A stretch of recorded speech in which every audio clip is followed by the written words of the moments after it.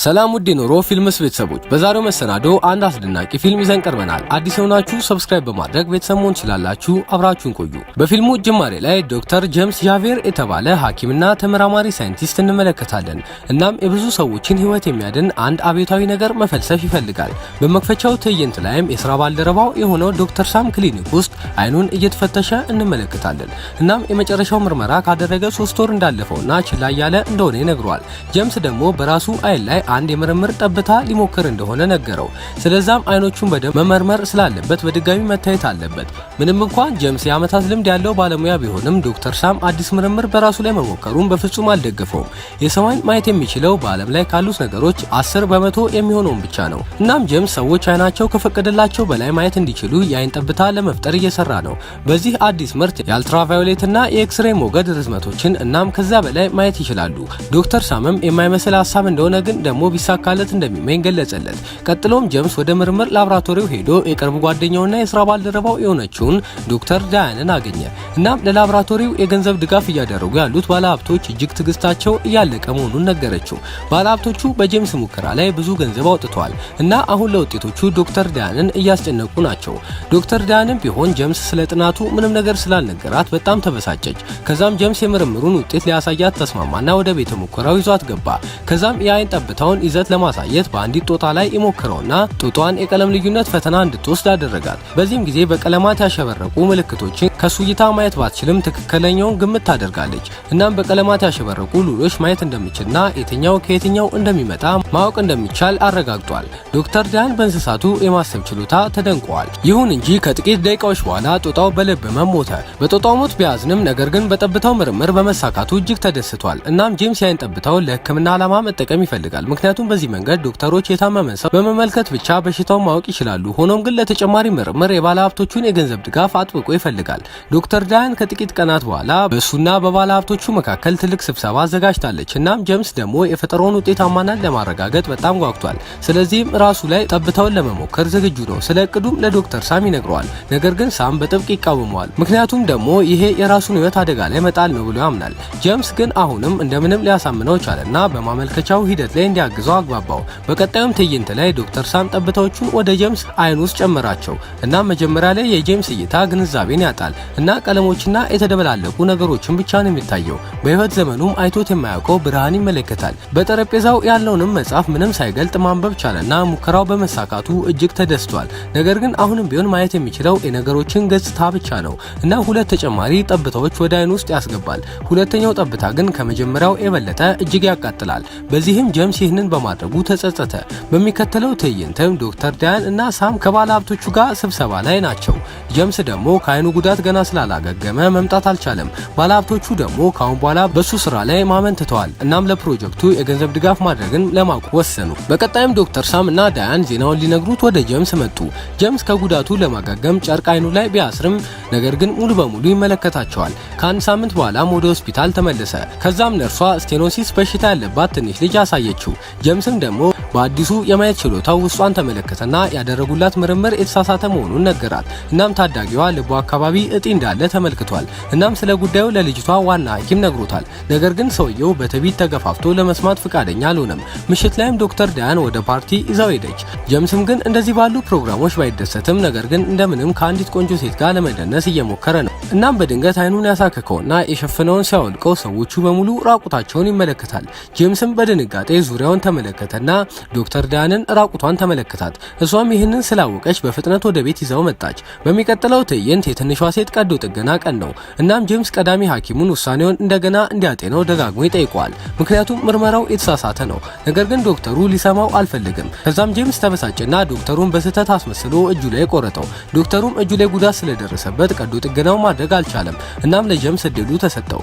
ጄምስም ቀድሞ ባወቀው መሰረት ከልቧ አካባቢ እጢውን አወጣላትና የታዳጊዋን ህይወት ማዳን ቻለ። ቻለ። ይሁን እንጂ ዶክተሩ ግን አሁንም እሱን ይከሳል። በቀጣይም ጄምስ ለተለመደ የአይን ምርመራ ወደ ሳም ሄደ። ሳምም ጄምስ በሰዎች ላይ አጥንትን፣ ጡንቻዎችና ነርቮችን የማየት ችሎታውን እንዳገኘ ነገር ግን ደግሞ እንደ መደበኛ የሰው አይን የማየት ችሎታውን እያጣ መሆኑን አስረግጦ ይነግረዋል። የምርምር ውጤቱም ለመጨረሻ ጊዜ ጥቅም ላይ ከዋለ በኋላ የአይን ጠብታውን ያለማቋረጥ ሲጠቀም ቆይቷል። ስለዚህም ሳም ወዲያውኑ እንዲያቆም ጠየቀው። ይሁን እንጂ ጄምስ አሁንም በፍጹም ሊሰማው አልፈለገም። እናም ጠብታውን መጠቀምን አጠናክሮ እንደሚቀጥልና በቅርቡ በሰው ልጅ ታሪክ ውስጥ ማንም አይቶ የማያውቀውን ነገር ማየት እንደሚችል ገለጸለት። ሳምም ግን ስለ ጓደኛው ጤንነት ተጨንቆ ሊያስቆመው እየሞከረ ሲታገለው ጄምስ በድንገት ሳምን ከህንጻው ላይ በመስኮት ወረወረና ገደለው። ባደረገውም ነገር ተደናግጦ ሳለ ዳያን ተደናግጣ ስትጠይቀው በቃ አንድ የሆነ ነገር መመለስ አይቻልም ይላታል። እሷም ጄምስ አውቆ እንዳላደረገው በመረዳት ፖሊስ ሳይመጣ በፍጥነት እንዲያመልጥ ረዳችው። በማግስቱም በየዜናው ሳይንቲስቱ የፈጸመው ግድያ በስፋት ይዘገባል። ስለዚህም ጄምስ ከዚህ በኋላ በፍጹም በግልጽ አይንቀሳቀስም። እንደ በፊቱም ቢሆን በግላጭ ምርመራዎቹን አያደርግም። ስሙንና መልኩንም ቀይሮ በፍሪክ ትርኢት ላይ እንደ ባለ ተሰጥኦ ሆኖ መስራት ይጀምራል። ምክንያቱም ደግሞ በሰዎች ኪስ ውስጥ ያለውን ነገር ሙሉ በሙሉ መመልከት ስለሚችል ነበር። እናም በምላሹ ጥሩ ገንዘብ ያገኛል። ጄምስ ባገኘው የምርምር ግኝት የበርካታ ሰዎችን ህይወት መታደግ ይችል ነበር። ነገር ግን በሚያሳዝን ሁኔታ ለዚህ በመብቃቱ እጅግ አዝኗል። የፍሪክ ትርኢት ባለቤት የሆነው ክሬን ደግሞ የጄምስን ተሰጥኦ ያውቃል። እናም በብልሃቱ ምን እንደሆነ ለማወቅ የተቻለውን ያደርጋል። ነገር ግን አልተሳካለትም። እናም አንድ ቀን በስብሰባቸው አቅራቢያ አንዲት ሴት ተጎድታ ወድቃ ይመለከታል። ጄምስም ግን እንዳያት ቀኝ እግሯ አካባቢ ስብራት እንዳጋጠማት ተረዳና የህክምና ባለሙያዎች ከመድረሳቸው በፊት ቶሎ ይረዳታል። ክሬንም ይህን ሲመለከት ጄምስ የህክምና ባለሙያ እንደሆነ ጠረጠረ። ከዛም አንድ ከፍተኛ ገቢ የሚያስገኝ ሀሳብ እንዳለው ነገረው። ጄምስም ምን እንደሆነ ሲጠይቀው በአካላቸው ላይ ትክክል ምን ችግር እንዳለ ለማወቅ ወደ ዶክተር ከመሄዳቸው በፊት የሚመጡበት የምርመራ ክሊኒክ እንዲመሰርቱ ይጠቁማል። ጄምስም ሀሳቡን እጅግ ወዶታል። ነገር ግን ያለውን ኃይል ለጥሩ ነገር ብቻ መጠቀም ይፈልጋል። በቀጣይ ወደ ቀድሞ ከተማ ይመለሳሉ። እናም በገጠር አፓርታማ ውስጥ ይቆያሉ። ከዛም ጄምስ ከመተኛቱ በፊት እንደገና የአይን ጠብታዎቹን በአይኑ ውስጥ ያስገባል። እናም ጄምስ የምርምር ግኝቱ ከተሳካ ጊዜ ጀምሮ ጠብታውን ለወራት ያለማቋረጥ እየተጠቀመው ነው። እናም በጠብታው ምክንያት አሁን ደግሞ ከሱ በላይ ያለው ፎቅ ሙሉ በሙሉ ይመለከታል። ከዛም ጄምስ የተጠቀመውን ጠብታ ሰዎች እንዳይመለከቱት በፍጥነት ጥቁር መነጽር ይለብሳል። እናም ሊሰሩት ባሰቡት ስራ መሰረት የመጀመሪያዋ ደንበኛ መጣች። እናም ከቅርብ ጊዜ ወዲህ ከባድ የጤና ችግር ላይ ያለች አሮጊት ሴት ነበረች። እናም ካንሰር ሊሆን ይችላል በማለት እጅግ ስጋት አድሮባታል። ነገር ግን ጄምስ ከተመለከታት በኋላ በፍጹም ካንሰር እንደሌለባትና በእርጅና ምክንያት የመጣ ስለሆነ እረፍት ካደረገች እንደሚሻላት ነገራት። በቀጣዩም ቀን ጄምስ ብቻውን በክፍሉ ውስጥ ተቀምጦ የመድኃኒቱ ሂደት እየመዘገበ ሳለ ክሬን ይመጣና ከክፍሉ እንዲወጣና በርካታ ደንበኞች እየጠበቁት እንደሆነ ነገረው። ሲወጣም በርካታ ሰዎች የሱን እርዳታ ፈልገው መጥተዋል። እናም የትናንትናዋ አሮጊት በሀብታም ጓደኞቿ ክበብ ውስጥ መረጃውን ስላዳረሰችው ነበር ሰምተው የመጡት። ከዛም ጄምስ ሁሉንም አንድ ባንድ እየተመለከተ ለችግሮቻቸው መፍትሄ በመስጠት በርካታ ገንዘቦችን ወደ ኪሱ ማስገባት ቻለ። እናም ክሊኒካቸው ከጊዜ ወደ ጊዜ እጅግ በደንበኞች እየተጨናነቀ መጣ። እናም አንድ ቀን የጄምስ የቀድሞ ባልደረባ የሆነችው ዶክተር ዳያን ስለ ክሊኒኩ መረጃ ሰምታ በአንዳንድ ፍንጮች አማካኝነት በዛ የሚሰራው ጄምስ እንደሆነ ተረዳች። ከዛም በቀጥታ ወደ ክሊኒኩ አመራችና ከጄምስ ፊት ተቀመጠች። ጄምስ ግን እሷን ሊያውቅ አልቻለምና ጡንቻዎቿን ብቻ ማየት ላይ ያተኩራል። ዳያን በምትናገርበት ወቅት ግን ጄምስ የቀድሞ ህይወቱ ትዝታዎች ወደሱ ይጎርፋሉ። ስህተታቸው ምን እንደሆነ በትክክል እያወቀች በርካታ ታካሚዎች እንዲመጡ እንዳደረገች ገለጸች። እናም ለረጅም ሰዓት ሲያወሩ ቆዩ። ጄምስም በወራት ውስጥ ለመጀመሪያ ጊዜ ስሜቱን የሚያጋራለት ሰው አገኘ።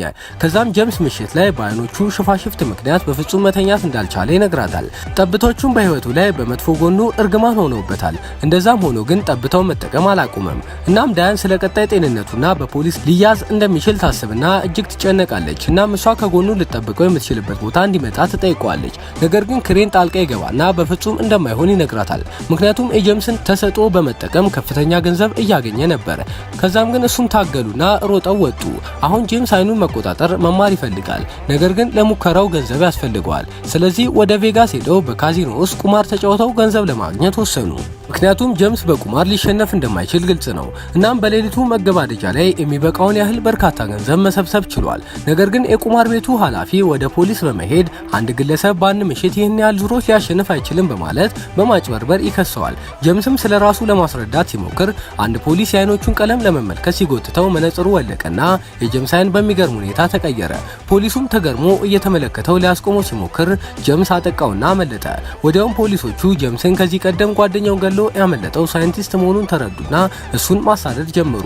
ጄምስም በተቻለው አቅም ከነሱ ለማምለጥ እየነዳ ነው።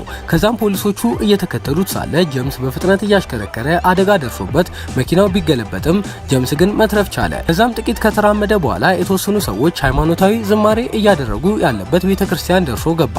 በሰዓቱም ግን ጄምስ ሙሉ በሙሉ ጠቁሯል። በቦታው የነበረም ሰባኪ ጄምስን እግዚአብሔር እንደሚያድነው ይነግረዋል። ጄምስም ግን እኔ ከፈጣሪ ብዙ የራኩ ሰው ነኝ ይልና ወደ ሰማይ ሲመለከት ፈጣሪን ያያል። በዚህ መሃልም ግን ሁለት ፖሊሶች ከዳያን ጋር ቦታው ላይ ደረሱ። ነገር ግን ስላላወቁት ያዙትም። ጄምስም በመጨረሻ ባደረገው ነገር ተጸጽቶ አይኖቹን በራሱ እጆች ጠንቁሎ አጠፋቸው። ወደ ካሜራውም ሲዞር ፊልሙ ይጠናቀቃል። ውድ ተመልካቾች የዛሬው ቪዲዮ በዚህ ተጠናቋል። ፊልሙን ከወደዳችሁት ላይክ ማድረግ እንዳትረሱ እያልን እንዲሁም ለዚህ ዩቲዩብ ቻናል አዲስ የሆናችሁ ደግሞ ሰብስክራይብ በማድረግና የደወል ምልክቷን በመጫን ቤተሰብ ሁኑ። በሌላ ፊልም እስከምንገናኝ ሰላም ሁኑ።